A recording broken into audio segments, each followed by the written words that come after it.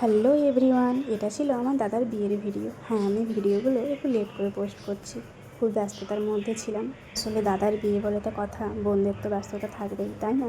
তাই আমরা খুব ব্যস্ত ছিলাম। বিয়েবাড়ি কাটতে মনটা খুব একটা ভালো ছিল না কিছু কারণের জন্য, তাই কোনো এডিটই করা হয়ে ওঠে না, সব জমে পড়ে আছে। আমরা চলে এসেছি বরযাত্রী আসতে না আসতেই গেট ঘেরেছে। তারপর অনেক কষ্টে গেট থেকে ভেতরে ঢুকলাম, দাদাকে নিয়ে এসে বসিয়েছে। বসতে না বসতেই জুতো খুলে নিয়ে চলে গেছে ওরা। একটা জুতো নিয়ে চলে গেছে, একটা জুতো আছে। তারপরেই আমরা চলে এসেছিলাম খেতে, কারণ অনেকটা লেট হয়ে গেছে আমাদের আসতে। ঝড়ে তো সব কিছু এলোমেলো হয়ে গিয়েছিল, তাই সবার বেরোতে একটু দেরি হয়েছিল। সব কিছু গুছিয়ে বেরোনো। মাসি আছেনি, মাসি বাড়িতেই আছে। খাওয়া দাওয়া সেরে উপরে গিয়ে দেখলাম দাদাদেরকেও খেতে দিয়ে দিয়েছে। দাদা ওরাও খেতে বসেছে, অনেকেই বসেছিল ওরা খেতে। তো আমরাও একটু পাশে গিয়েছিলাম মুরগি ভাজা খাওয়ার জন্য।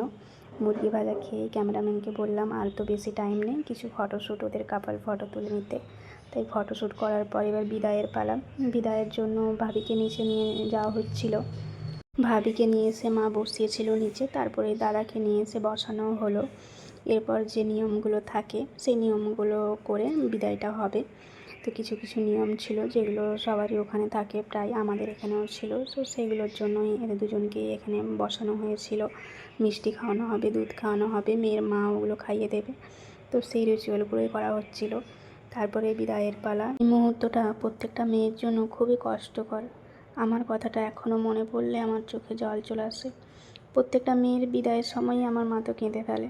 সে বাড়ির বউ হোক বা বাড়ির মেয়ে হোক, যারই বিয়ে হোক, তার বিয়েতেই আমার মা কান্নাকাটি করে নিজের মেয়েদের কথা ভেবে। তো বাড়ি আসার পরেই মাসি কিছু রিচুয়াল করেছিল। মাসিদের এখানের যে রিচুয়ালগুলো ছিল, মিষ্টি খাইয়ে দিচ্ছিল এবং ভাবির সঙ্গে তার বোন এসেছিল, তার জন্য তার বোনকেও খাইয়ে দেওয়া হচ্ছিল। আমি জানি না আমার ভিডিওগুলো আপনাদের কেমন লাগে। যদি ভালো লাগে অবশ্যই সাপোর্ট করবেন, কমেন্ট করবেন কেমন লেগেছে, পাশে থাকবেন। আপনারা পাশে থাকলে অবশ্যই এগিয়ে যাব। বিয়ের দিন খুব কষ্ট হচ্ছিল, কারণ মাসি বিয়ে দিতে যায়নি, বাড়িতেই ছিলেন, তার জন্যই মনটা খারাপ করেছিল। তারপরে ভাবিকে আমরা এখানে খেতে দিয়েছিলাম। আমরা সবাই একসঙ্গেই খাওয়া দাওয়া করছিলাম।